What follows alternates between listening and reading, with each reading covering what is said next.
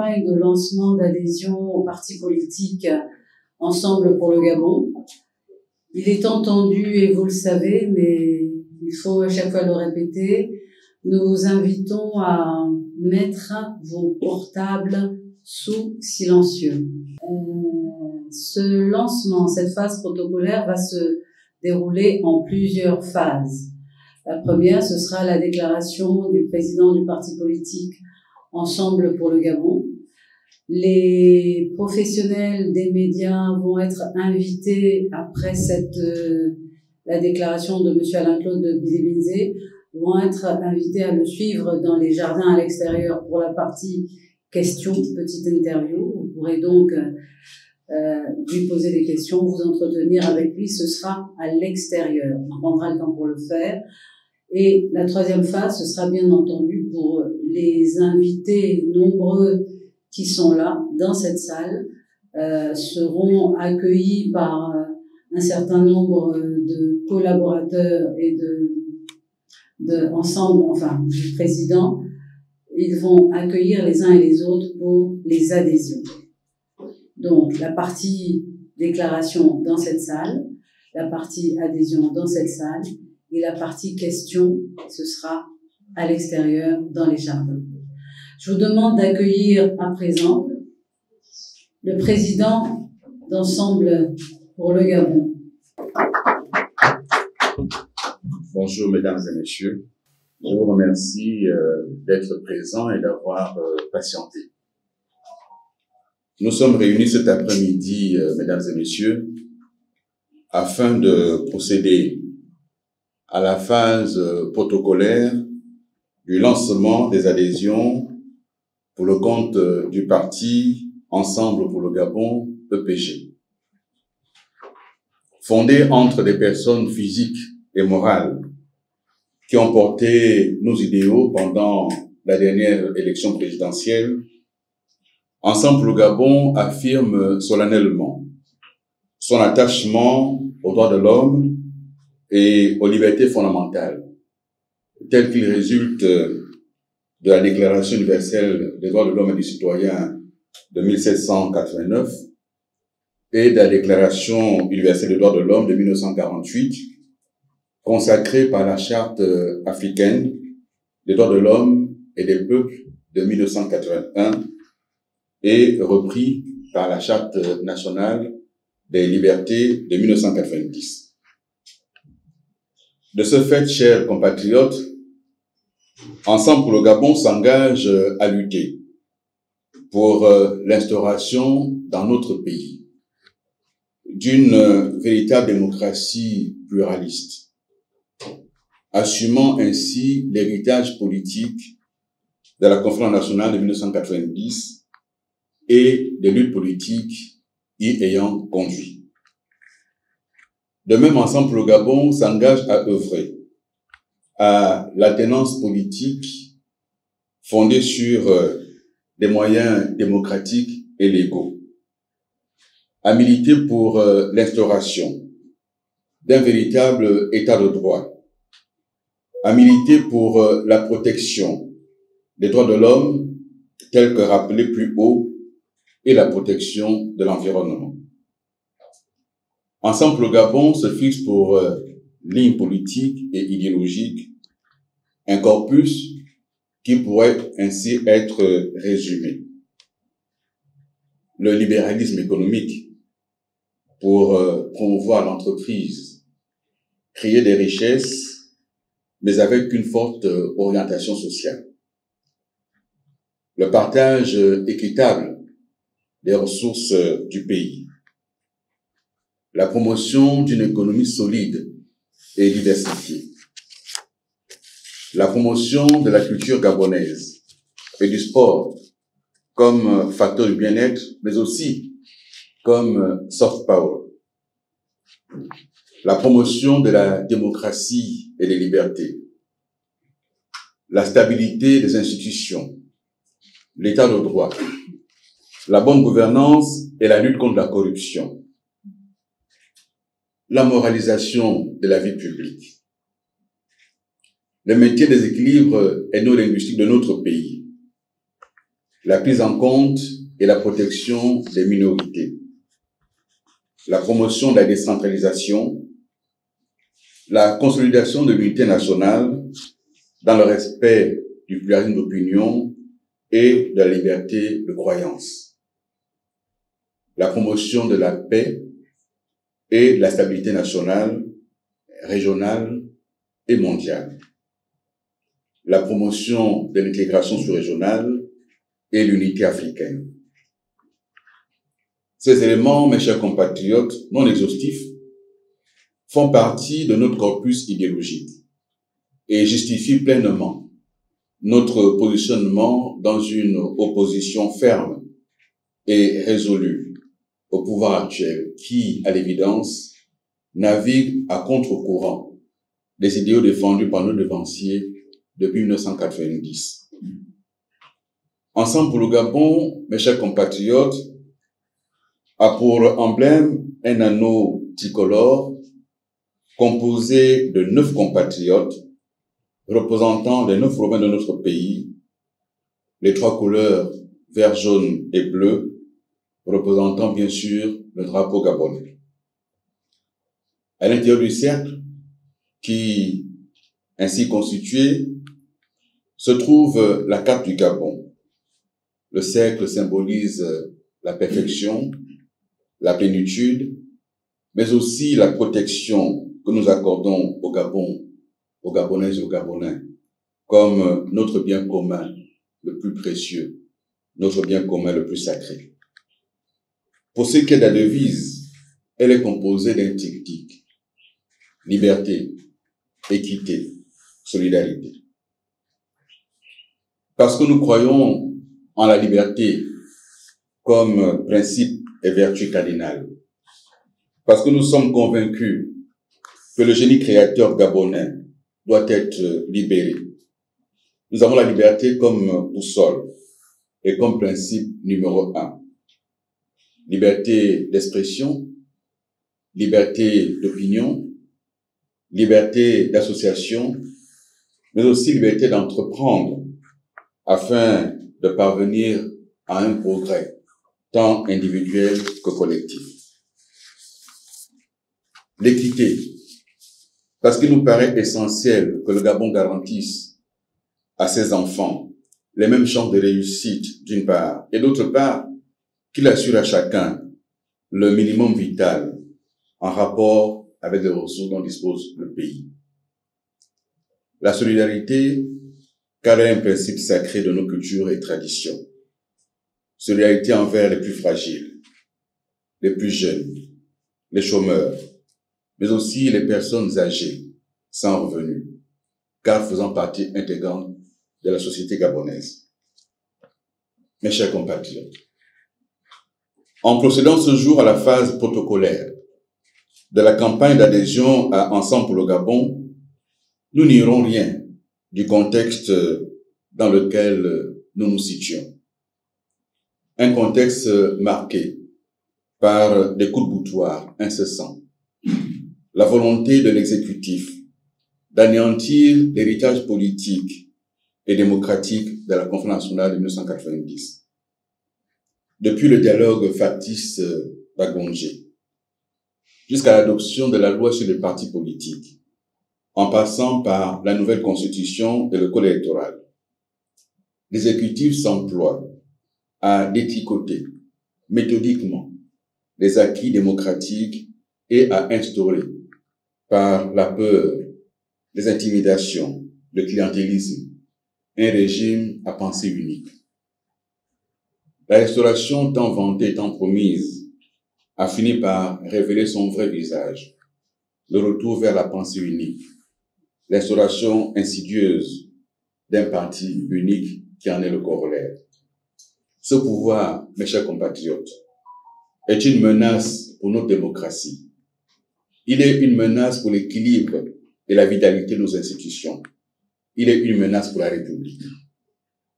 C'est pourquoi nous, Ensemble pour le Gabon, en appelons à la vigilance de tous, citoyens, acteurs politiques, car la part de liberté que nous acceptons aujourd'hui de céder constitue autant l'obstacle demain qu'il nous faudra affronter avec difficulté. Aussi, EPG est-il engagé à mener le combat pour le pluralisme politique, la liberté d'expression et d'association, car la liberté est pour nous, je l'ai dit, un principe sacré. Nous n'acceptons pas que la démocratie soit caporalisée. Nous n'acceptons pas que notre opinion soit sous contrôle. Nous refusons de laisser à l'État le soin de décider de ce que nous devons penser, de ce que nous devons dire et quand devons-nous le dire. En un mot, nous refusons la dictature. Face au droit de la force dont se dote le régime, nous devons en toutes circonstances opposer la force du droit. Le sadisme d'État ne peut pas être la seule option. D'autres voies sont possibles. Ensemble pour le Gabon, c'est la force, c'est l'audace, c'est l'espérance.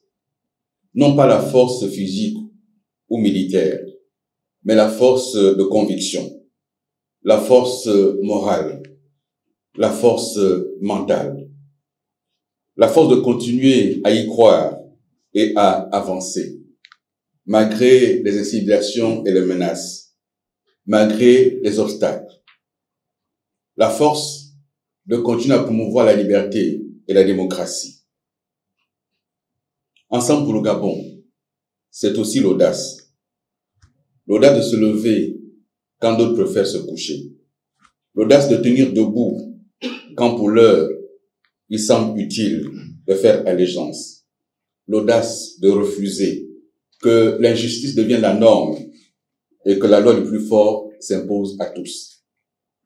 Ensemble pour le Gabon, c'est l'espérance. Au bout de cette nuit qui s'annonce et que l'on veut faire peser sur le Gabon, nous devons représenter le chemin d'avenir. Un chemin que chacun doit pouvoir ouvrir en confiance, en adhérant à notre parti politique. Car le vrai changement, nous devons le porter. Et ce changement doit arriver. Pas cette continuité masquée, aujourd'hui à l'œuvre dans le pays. Pas cet accaparement, ni ce détournement de la loi et des institutions au profit d'un seul homme et de la perpétuation d'un pouvoir qui change de visage, mais qui maintient les méthodes empires. Un véritable changement pour modèle doit être mis en œuvre et nous assumerons une réorientation de la politique et une trajectoire différente pour notre pays. C'est tout l'intérêt que nous ressentons à animer notre parti politique, qui ne sera ni un parti de plus, ni un parti de trop, mais le parti qui incarne une alternative, la seule alternative aujourd'hui, et qui demain portera l'alternance au sommet de l'État. La phase protocolaire à laquelle nous procédons ce jour va se poursuivre dans les prochains jours, dans les quartiers, dans les maisons, dans les universités et les entreprises. Nous irons à la rencontre de nos compatriotes. Nous appellerons nos compatriotes avec la peur, à ne pas reculer, à ne pas avoir peur, mais à travailler, à adhérer ensemble pour le Gabon, pour la liberté, l'équité et la solidarité. Je vous remercie.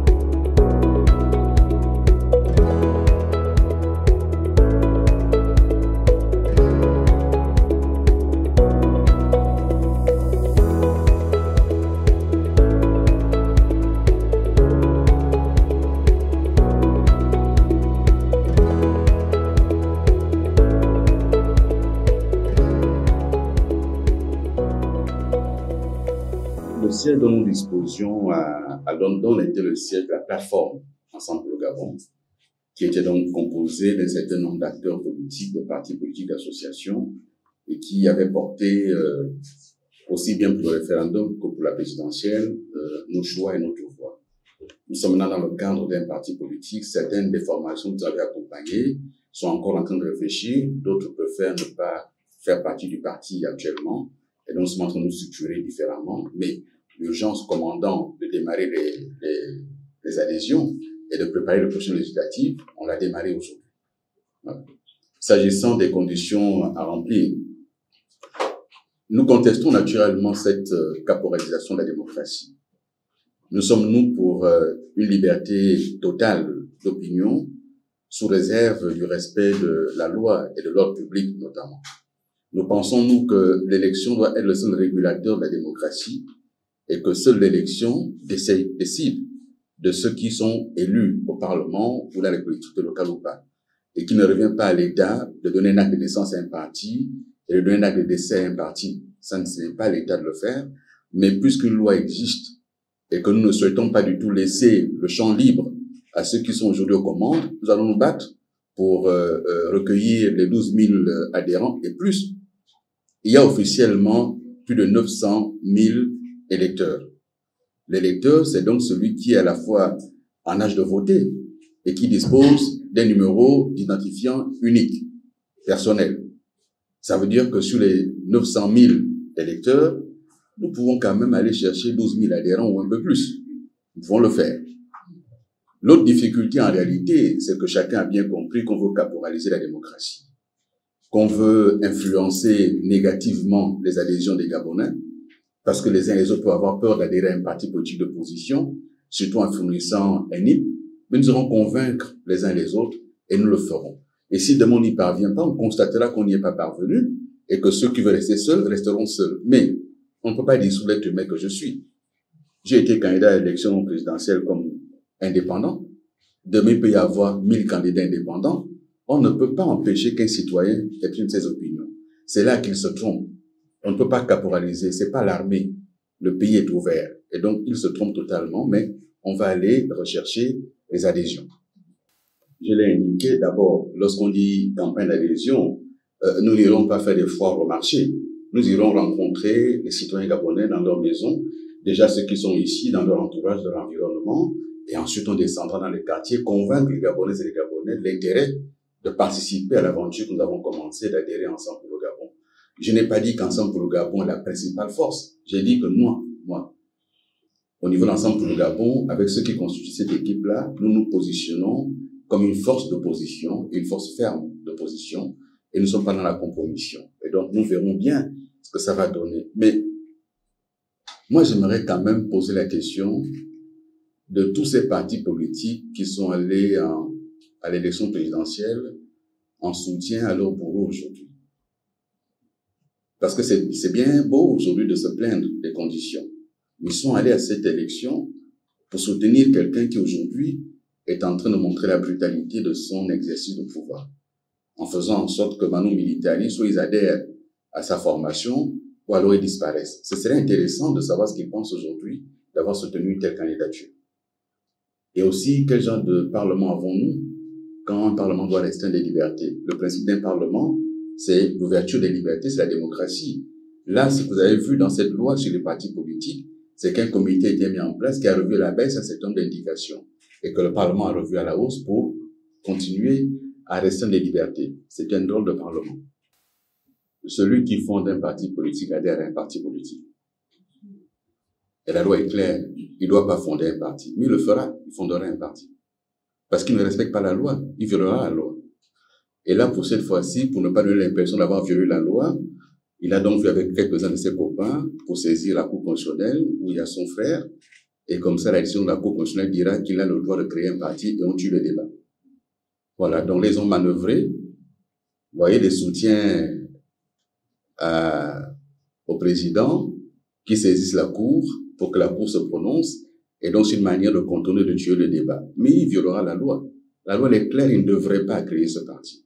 Il devrait être le premier à respecter la loi qu'il a fait voter et qu'il a promulguée. C'est sous son autorité. Ce n'est plus une loi qu'il a trouvée. Il a fait promulguer cette loi en connaissance de cause, mais comme toujours, hein, le diable est dans les détails. Je crois qu'il n'a pas lu ce détail-là. Et donc, ce que j'en pense, moi, c'est qu'il est libre de créer un parti politique. Dans ces conditions, il refait la loi. Mais il n'est pas libre de violer la loi. Moi, je ne suis pas... C'est une disposition qui est, de mon point de vue, qui n'a aucun sens, dans la mesure où ce même code électoral vous dit que le député au Parlement peut changer de parti politique sans perdre de mandat. Donc, je ne vois pas du tout en quoi est-ce que ceci devrait nuire à l'évolution démocratique du pays. Par contre, une fois que la loi existe, il faut la respecter. Voilà. Et là, ils ont trouvé un subterfuge. Il y aura donc la décision de la Cour constitutionnelle qui s'imposera à tous et ça permettra qu'il aille tranquillement créer son parti politique. Mais bon, nous le verrons dans les jours à venir. Je ne sais pas ce que pense le peuple gabonais aujourd'hui. Mais ce que je sais, c'est qu'il n'a certainement pas voté pour ce qui s'est fait aujourd'hui. Et donc, je constate, moi, qu'il y a un décalage entre la campagne qui a été menée et qui a promis monts et merveilles aux Gabonaises et aux Gabonais et la réalité de l'exercice du pouvoir. Il a promis des toits. Aujourd'hui, il fait des sans-toits. Les premiers actes qu'il pose montrent que c'est pas le bonheur des Gabonais qui le préoccupe en premier, c'est le bonheur de ses amis investisseurs qui le préoccupe davantage. Et moi, ce que je trouve étonnant dans ce qui se fait, c'est cette espèce de soumission, cette espèce de fatalité ou de fatalisme qui finalement envahit les uns les autres. Je ne sais pas s'il existe une violence au-dessus de la destruction d'une maison devant femmes et enfants et qui montre l'impuissance de gens qui subissent comme ça ce que j'ai appelé le sadisme d'État. Je l'appelle sadisme d'État parce que manifestement ils prennent plaisir à faire du mal aux autres. Parce que manifestement ils prennent plaisir à détruire ce que les autres ont mis du temps à construire. Et que de mon point de vue, c'est l'État qui aurait dû fournir les terrains aux populations. Et que les populations sont installées par défaut. On ne peut pas les déguerpir manu militari sans savoir où elles vont. Et aujourd'hui, en fait, on dit aux Gabonais, débrouillez-vous. Vous avez voté pour quelqu'un, tant qu'à faire, subissez. Et donc, vous me demandez, est-ce que je pense que le peuple peut le faire, peut se lever? Il faut déjà qu'il arrive à se lever pour défendre ses droits. Donc, si quelqu'un ne peut même pas porter plainte parce qu'on a détruit sa maison, comment va-t-il se lever pour demander la démission de l'autre? Donc, je ne sais pas ce que pensera le peuple, mais ce que je sais, par contre, c'est qu'en tant qu'acteur politique, et si je suis un acteur politique qui se respecte, ma position est du côté de ceux qui souffrent aujourd'hui et qui subissent les injustices. Mais lorsque je le dis, et je profite de votre question pour clarifier un débat, je ne me lancerai pas dans la question des aides sociales parce que j'en ai pas les moyens. Je ne me permettrai pas aujourd'hui de dire que ceux qui ont été déguerpis, venez chez moi, je vais vous héberger. J'en ai pas les moyens. Ce que j'ai mis à leur disposition, ce sont des avocats pour défendre leurs droits. Et s'ils ne veulent pas défendre leurs droits, je ne peux rien faire d'autre que constater avec eux ce qui se passe. Voilà. Merci beaucoup et bonne fin de journée.